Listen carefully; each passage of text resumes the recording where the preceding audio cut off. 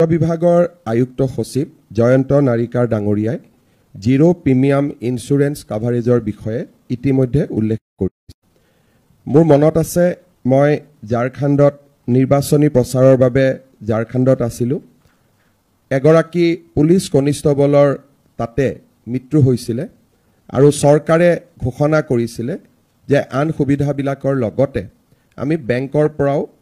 আমাৰ zero premium কষ্টৰ 50 লাখ টকাৰ ইন্স্যুৰেন্স যোগান ধৰিম। মই তাৰ পৰাই জয়ন্ত নাৰিকাৰক ফোন কৰিছিলোঁ আৰু মই তেওঁক কৈছিলোঁ যে ঝাৰখণ্ড চৰকাৰে বেংকৰ লগত জিৰো প্ৰিমিয়াম ইন্স্যুৰেন্সৰ ব্যৱস্থা কৰিছে, আমাৰ অসমত এনে ব্যৱস্থা আছেনে নাই। তেখেতে মোক কৈছিলে যে আমাৰ যিখন অৰিজিনেল এগ্ৰিমেণ্ট আছিলে তাতে এই বিষয়ে উল্লেখ আছিলে, কিন্তু আমি কোনেও বিষয়টো পাৰ্চু নকৰাৰ বাবে বা পৰৱৰ্তী কৰিবলগীয়া কামখিনি নকৰাৰ বাবে আমাৰ কৰ্মচাৰীসকল এই জিৰো প্ৰিমিয়াম যিটো ইন্স্যুৰেন্স কাভাৰেজৰ বেনিফিট তাক পাব পৰা নাই। আমি লখিমপুৰত কেবিনেট হৈছিলে আৰু লখিমপুৰৰ কেবিনেটত আমি এই সিদ্ধান্ত লৈছিলোঁ যে যোন বেংকত আমাৰ কৰ্মচাৰীসকলৰ চেলাৰী একাউণ্ট থাকিব তাতে আমি বেংকক কম যে আমাক জিৰো প্ৰিমিয়াম ইন্স্যুৰেন্স কাভাৰেজৰ সুবিধা দিব লাগে। লখিমপুৰ কেবিনেটৰ পিছত আমাৰ বিত্ত বিভাগে বেংকসমূহৰ লগত যোগাযোগ কৰিছিল আৰু যোৱা 1 জানুৱাৰী তাৰিখে এই বছৰৰ 1 জানুৱাৰী তাৰিখে আমি state bank of India, union bank of India, Punjab national bank, axis bank আৰু ইণ্ডিয়ান বেংকৰ সৈতে আমি আনুষ্ঠানিকভাৱে চুক্তি এখন কৰিছিলোঁ, যাৰ আধাৰত যদি কোনোবা কৰ্মচাৰীৰ বিমান দুৰ্ঘটনাত মৃত্যু হয় তাৰ বাবে তেওঁলোকে পৰিয়ালে 2 কোটি টকাৰ বীমা লাভ কৰিব। যদি দুৰ্ঘটনা হয়, বিশেষকৈ মটৰ গাড়ী এক্সিডেণ্ট বা আন দুৰ্ঘটনাজনিত যিটো নেচাৰেল নহয়, বেমাৰ আজাৰ নহয়, যিটো দুৰ্ঘটনাত মৃত্যু বুলি আমি যাক কওঁ, দুৰ্ঘটনাত মৃত্যু হ'লে 1 কোটি টকাৰ বীমা লাভ কৰিব। যদি এক্সিডেণ্টৰ ফলত পাৰ্মানেণ্ট ডিজেবিলিটি হয়, ডিজেবিলিটিৰ পৰিমাণ অনুসৰি আপ টু 1 crore তেওঁলোকে বীমা লাভ কৰিব। আৰু যদি আংশিক অক্ষমতা হয়, যিটো ডিজেবিলিটি পাৰ্মানেণ্ট ডিজেবিলিটি কিন্তু আংশিক হয়, তেতিয়া 80 লাখ টকা পৰ্যন্ত। আৰু নৰ্মেল ডেথ হ'লেও, য'ত নেকি আমাৰ যিকোনো কাৰণত বেমাৰ আজাৰত মৃত্যু হ'লেও আমি 10 লাখ টকাৰ এটা ইন্স্যুৰেন্স প্ৰিমিয়াম লাভ কৰিম। সাধাৰণতে আমি গ্ৰেচিউটি দিওঁ, এইটো গ্ৰেচিউটিৰ লগত এটা অতিৰিক্ত 10 লাখ টকা আমি বেমাৰ আজাৰ হৈ মৃত্যু হ'লেও আমি পাব পাৰিম। এই চুক্তি কৰাৰ পিছত আমি বিভিন্ন ধৰণে ইয়াক পাৰ্চু কৰিছিলোঁ আৰু প্ৰতিটো বিভাগৰ DDO কোষাগাৰ বিষয়াসকলে যাতে কৰ্মচাৰীৰ যিটো একাউণ্ট ছেভিংছ একাউণ্ট আছিল, ছেভিং একাউণ্টটোক চেলাৰী একাউণ্টলৈকে যাতে পৰিৱৰ্তন কৰে তাৰ বাবে আমি নিৰ্দেশ দিছিলোঁ। যোৱা কেইটামান মাহৰ প্ৰচেষ্টাৰ ফলত এতিয়া 4 লাখৰো অধিক কৰ্মচাৰীৰ একাউণ্ট চেলাৰী একাউণ্টলৈকে ৰূপান্তৰ হৈছে তেওঁলোকৰ ছেভিংছ একাউণ্ট। বিশেষকৈ আমাৰ যোৱা 6 তাৰিখেও প্ৰায় 5,000 নতুন শিক্ষক শিক্ষয়িত্ৰীৰ নিযুক্তি হ'ল। অহাকালিও আৰু 5,000 নতুন শিক্ষক শিক্ষয়িত্ৰীৰ নিযুক্তি হ'ব। ডিচেম্বৰ পৰ্যন্ত প্ৰায় 35,000 নতুন চৰকাৰী কৰ্মচাৰীয়ে আমাৰ চৰকাৰত যোগ দিব। আৰু আটাইসকলকে আমি আজি DC সকলো ইয়াত উপস্থিত আছে, ট্ৰেজাৰী অফিচাৰ সকলো উপস্থিত আছে, মই পৰামৰ্শ দিম যাতে খুব সোনকালে তেওঁলোকৰ চেলাৰী একাউণ্টলৈকে আমি তেওঁলোকৰ ছেভিংছ একাউণ্টটো ৰূপান্তৰ কৰোঁ। আজিৰ সভাত আমাৰ কৰ্মচাৰী পৰিষদৰ বিষয়ববীয়াসকলো উপস্থিত আছে, তেওঁলোকেও বিভিন্ন ধৰণে কমিউনিকেট কৰিব লাগে যে আমাৰ একাউণ্টবিলাক যাতে চেলাৰী একাউণ্টলৈকে ৰূপান্তৰ হয় আৰু তেতিয়া আমি এই সুবিধা লাভ কৰিম। আজি আপোনালোকে চাওক যে 1 জানুৱাৰীত আমি এই MOU কৰাৰ পিছত মানুহ কেনেকৈ উপকৃত হয়। অলৰেডি 238 ক্লেইম আমাৰ ওচৰত দাখিল কৰা হৈছে। এই চুক্তিখন যদি নাথাকিলেহেঁতেন এই 238 গভৰ্ণমেণ্ট এমপ্লয়ীয়ে আমি চৰকাৰে যি দি আছোঁ পালেহেঁতেন, কিন্তু অতিৰিক্ত যিটো জিৰো প্ৰিমিয়াম, য'ত প্ৰিমিয়ামেই দিব নালাগে, এই অতিৰিক্ত সুবিধাটোৰ পৰা তেখেতসকল বঞ্চিত হৈ থাকিলেহেঁতেন। আজি আমি 238 যি ক্লেইম আছিলে তাৰে আমি 197 ক্লেইম আমি নিষ্পত্তি কৰিছোঁ আৰু কেইবাটাও ক্লেইম নিষ্পত্তি হোৱাৰ পথত। মই আমাৰ বিত্ত বিভাগক কৈছিলোঁ যে আমি প্ৰত্যেক জিলাতে 1 বা 2খন চেক আমি চেৰিমনিয়াছলি দিব লাগে যাতে কৰ্মচাৰীসকলৰ মাজত এই আঁচনিটোৰ বহল প্ৰচাৰ হয় কাৰণ তেতিয়া সতীৰ্থসকলেও গম পাব আৰু তেওঁলোক সজাগ হ'ব আজি আমি ইয়াতে 6টা পৰিয়াল যি দুৰ্ঘটনাত বিয়োগ হৈছিল আমাৰ মাজত আছে আৰু মই সকলোলৈকে সমবেদনা জ্ঞাপন কৰিছো কিন্তু অকণমান হলেও আমি সকলোৱে সকাহ পাইছো যে আজি আমি তেওঁলোকৰ পৰিয়ালক 1 কোটিকৈ টকা ইয়াতে আনুষ্ঠানিকভাৱে দিব পাৰিম 6 কোটি টকা 1 কোটিকৈ আমি 6টা পৰিয়ালক আজি আমি হাতত তুলি দিম আৰু 191টা পৰিয়াল আমাৰ মাজত এনেকুৱা আছে যিসকলৰ মৃত্যু হৈছে কিন্তু বেমাৰ আজাৰত মৃত্যু হৈছে আৰু দুৰ্ঘটনাৰ লগত তেওঁলোকৰ বিশেষ সম্পৰ্ক নাই তেনে 191টা পৰিয়ালক আমি 10 লাখ টকাকৈ ইতিমধ্যে দিছো বা আমি দিবৰ বাবে গৈ আছো আজি আমি এই অনুষ্ঠানত তেনে কেইটামান পৰিয়ালক নিমন্ত্ৰণ কৰি আনি আমি ইয়াতে এই আঁচনিটোৰ সুবিধা দিম মই আকৌ এবাৰ কৈছো মই 6টা বুলি কৈছিলো 4টা পৰিয়ালক আমি 1 কোটিকৈ টকা দিম এক্সিডেন্টেল ডেথ 2টা পৰিয়ালক আমি 10 লাখকৈ টকা দিম লাইফ ইন্সুৰেন্স বুলি আমি যাক কম আৰু এটা পৰিয়ালক আমি 75 লাখ টকা দিম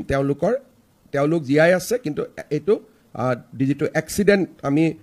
পাৰ্সিয়াল এন্ড পাৰ্মানেন্ট ডিজেবিলিটিৰ বাবে আমি তেখেতক ইয়াতে প্ৰদান কৰিম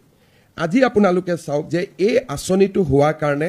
আমাৰ কৰ্মচাৰীসকলে এটা মনত সাহস পাব আমি কাৰোৱে মৃত্যু নিবিচাৰো আৰু আমি সকলোৰে দীৰ্ঘ জীৱন কামনা কৰো কিন্তু ভগৱানে কাৰ ভাগ্যত কি লিখিছে কোনেও নাজানে অন্তত পৰিয়ালটোৱে কিছু সকাহ পাব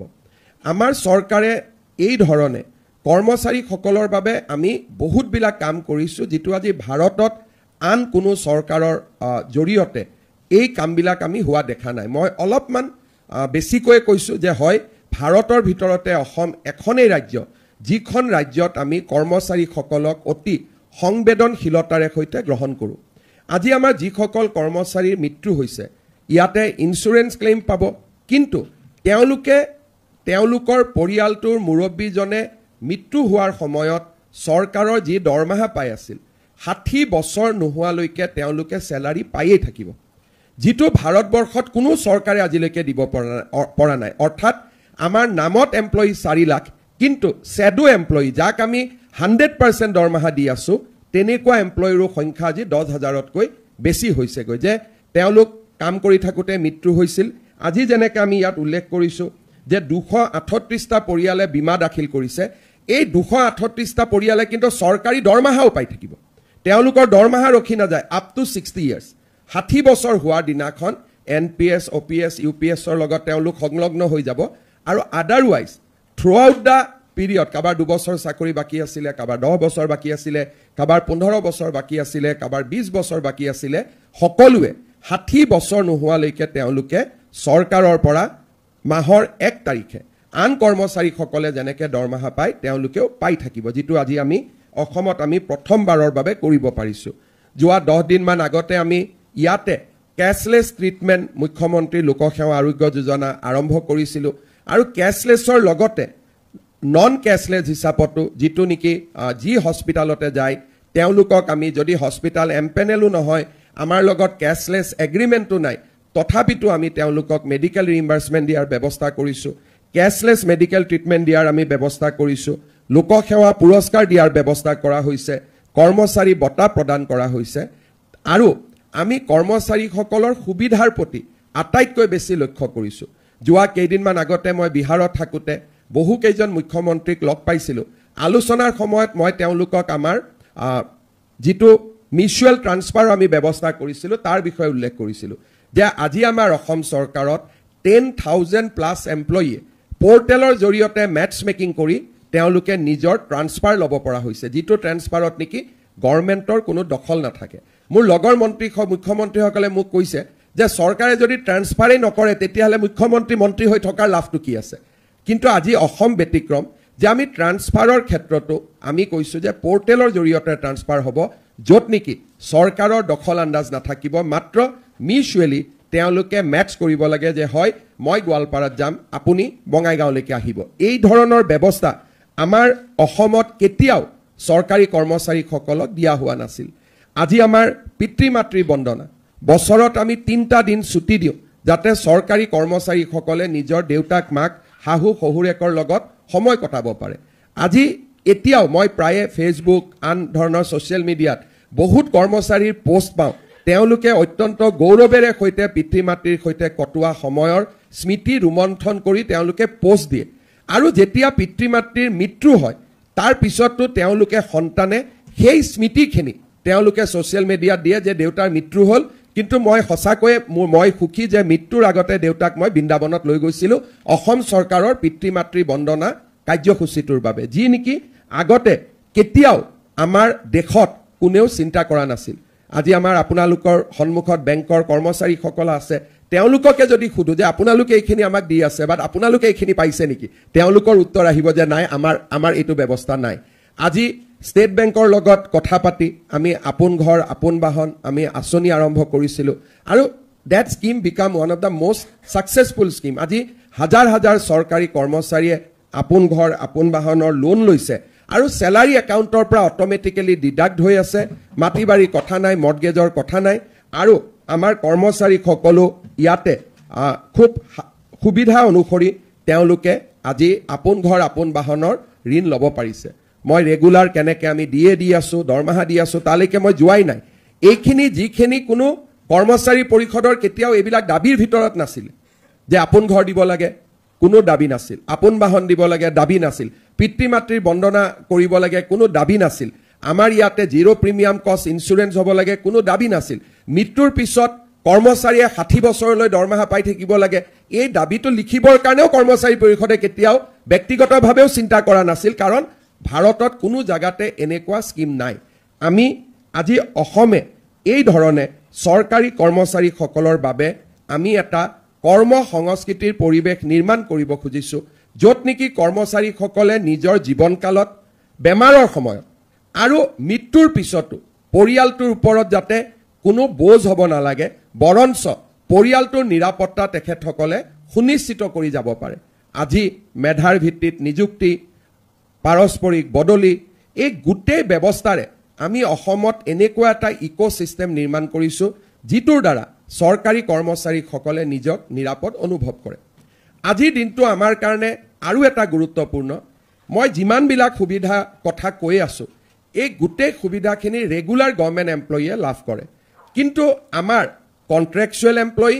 আৰু পাব্লিক ছেক্টৰ আণ্ডাৰটেকিঙত কাম কৰা কৰ্মচাৰীসকলৰ মনত এটা সদায় প্ৰশ্নবোধক চিন থাকে যে আমি সমানেই কাম কৰোঁ কিন্তু আমি এই সুবিধাবোৰ নাপাওঁ কিয় আজি আমাৰ সৰ্বশিক্ষা অভিযান NHM ASRLM ইলেক্ট্ৰিচিটি বোৰ্ড বা বিভিন্ন আমাৰ ৰাজহুৱা খণ্ডৰ প্ৰতিষ্ঠান আৰু contractual employee wage employee master roll employee 3 lakh আমাৰ আৰু অতিৰিক্ত এমপ্লয়ী আছে 4 লাখ আমাৰ নিয়মীয়া এমপ্লয়ীৰ উপৰিও 3 লাখ আমাৰ এমপ্লয়ী আছে যিসকলক আমি বিভিন্ন নামেৰে নামাকৰণ কৰোঁ contractual employee master roll employee wage employee PSUৰ এমপ্লয়ী ছ'চাইটিৰ এমপ্লয়ী আজি আমি চেষ্টা কৰিছোঁ আমি যাতে তেওঁলোকৰ কাৰণেও চিন্তা কৰিব পাৰোঁ আজি আমাৰ বাবে আনন্দৰ দিন এক্সিছ বেংকৰ লগত আমি এখন MOU কৰিম য'ত নেকি যদি আমাৰ স্যালাৰী একাউণ্ট আমি এক্সিছ বেংকলৈকে ট্ৰান্সফাৰ কৰি দিওঁ আমাৰ কণ্ট্ৰেকচুৱেল এমপ্লয়ীসকলেও এই জিৰ' প্ৰিমিয়াম ইঞ্চুৰেঞ্চৰ সুবিধা ল'ব পাৰিব যদি আজি সৰ্বশিক্ষা অভিযান NHM ASRLM আমি বিভিন্ন বেংকত একাউণ্ট ৰাখিছোঁ কিন্তু আজি যদি আমি তেওঁলোকৰ একাউণ্টসমূহ এক্সিছ বেংকলৈকে আমি ট্ৰান্সফাৰ কৰি দিওঁ তেতিয়াহ'লে ছেম সুবিধা নিয়মীয়া চৰকাৰী কৰ্মচাৰীৰ সুবিধা তেখেতসকলে কণ্ট্ৰেকচুৱেল এমপ্লয়ীলৈকেও তেওঁলোকে আগবঢ়াব আজি আমি এই MOUখন ইয়াত স্বাক্ষৰ কৰিব খুজিছোঁ এই বছৰৰ বাজেট উত্থাপন কৰোঁতে বিত্তমন্ত্ৰী ডাঙৰীয়ানীয়ে এই প্ৰতিশ্ৰুতি দিছিলে আজি সেই প্ৰতিশ্ৰুতি আমি বাস্তৱত ৰূপায়িত কৰিব পাৰিম আজি আমি এক্সিছ বেংকৰ লগত MOU কৰিছোঁ কালি যদি আমাক ষ্টেট বেংক অফ ইণ্ডিয়াই কয় ইউনিয়ন বেংক অফ ইণ্ডিয়াই কয় পাঞ্জাৱ নেশ্যনেল বেংকেও কয় it is not a close deal যোনে এই MOU কৰিব খোজে উই আৰ অপেন আৰু আমি তেওঁলোকৰ লগতো MOU কৰিব পাৰিম আমাৰ কোনো ইয়াত কথা নাই কাৰণ we believe in giving a level playing field আজি আমি এক্সিছ বেংকক ধন্যবাদ জনাম যে তেওঁলোক প্ৰথম আগবাঢ়ি আহিছে বাট আন বেংকসকলেও আগবাঢ়ি আহিব পাৰে আৰু মই মুখ্য সচিব ডাঙৰীয়াক অনুৰোধ কৰিম যে আমি আমাৰ ছ'চাইটিসমূহক মিছনসমূহক কণ্ট্ৰেকচুৱেল এমপ্লয়ী য'ত কাম কৰি আছে আমি যাতে এখন এই গোটেই সুবিধাটো জনাই MOU should not be in the table ইয়াক যাতে আমি চাৰ্কুলেট কৰি দিওঁ যাতে তেওঁলোকেও সেই সুবিধা ল'ব পাৰে আৰু definitely in a lighter vein একাউণ্টবিলাক ট্ৰান্সফাৰ হ'ব আৰম্ভ কৰিলে ডেফিনেটলি আন বেংকসকলো আগবাঢ়ি আহিব আৰু তেওঁলোকেও ডেফিনেটলি আমাৰ লগত MOU কৰিব দিছ ইজ এ ট্ৰিগাৰ আৰু আমি ট্ৰিগাৰ পইণ্টটো এক্টিভেট কৰি দিয়াৰ লগে লগে নিশ্চয় দেয়াৰ উইল বি মেনি মোৰ banks which will come forward মই পুনৰ এবাৰ আমাৰ বেংকৰ সকলো বিষয়াক আৰু আমাৰ বেংকটোক ইটছেল্ফ মই বহুত বহুত ধন্যবাদ জনাইছোঁ আমি অসম গভৰ্ণমেণ্টে এটা বেংকসমূহৰ লগত হেল্থি ৰিলেশ্যন আমি ৰাখোঁ আৰু আগলৈকেও আমি ৰাখি যাম মই তেখেতসকলক ধন্যবাদ জনাইছোঁ আৰু আজি যিসকল চৰকাৰী কৰ্মচাৰীৰ পৰিয়াল আমাৰ ইয়ালৈ এই সুবিধাখিনি ল'বৰ বাবে আহিছে তেখেতসকলক মই আকৌ এবাৰ সমবেদনা জনাইছোঁ আৰু আজি আপোনালোকৰ জৰিয়তে অসমৰ সমস্ত কৰ্মচাৰী সমাজ যাতে এই আঁচনিখনৰ বাবে আকৰ্ষিত হ'ব পাৰে তাৰ বাবে আমি আপোনালোকক ইয়ালৈ নিমন্ত্ৰণ কৰি আনিছোঁ নহ'লে আমি ঘৰলৈকেও পইচাখিনি যাব পাৰিলেহেঁতেন কিন্তু আপোনালোকৰ উপস্থিতিয়ে আন 10 জনক প্ৰচাৰ কৰিব বা মিডিয়ায়ো এই কথাবোৰ প্ৰচাৰ কৰিলে আন যিসকলে এই সুবিধাটো ল'ব পৰা নাই বা নাজানে তেওঁলোকেও ইয়াক সুবিধাটো গ্ৰহণ কৰিবৰ কাৰণে আগবাঢ়ি আহিব পাৰিব এটাই কথা যে 90 ডেইজৰ ভিতৰত আমি ক্লেইম কৰিব লাগিব যদি 90 ডেইজ পাৰ হৈ যায় তাৰ পিছত আমি ইনস্যুৰেন্সটো নাপাওঁগৈ সেইকাৰণে মই আশা কৰিম যে আমাৰ দিদিসকলে গোটেই স্কিমটোৰ বিষয়ে চৰকাৰী কৰ্মচাৰীসকলক ট্ৰেইনিং কৰে এড্ৰেছ কৰে বিত্ত বিভাগে আৰু অলপ এক্টিভ পাৰ্ট প্লে কৰে তেতিয়া আমি এই আঁচনিটো আন বহুজনক দিব পাৰিম মই পুনৰ এবাৰ সকলোকে বহুত বহুত ধন্যবাদ জনাই বিত্ত বিভাগ আৰু বেংকসমূহক তেওঁলোকৰ প্ৰ'এক্টিভ ভূমিকাৰ বাবে ধন্যবাদ জনাই মই মোৰ বক্তব্যৰ সামৰণি মাৰিছোঁ ধন্যবাদ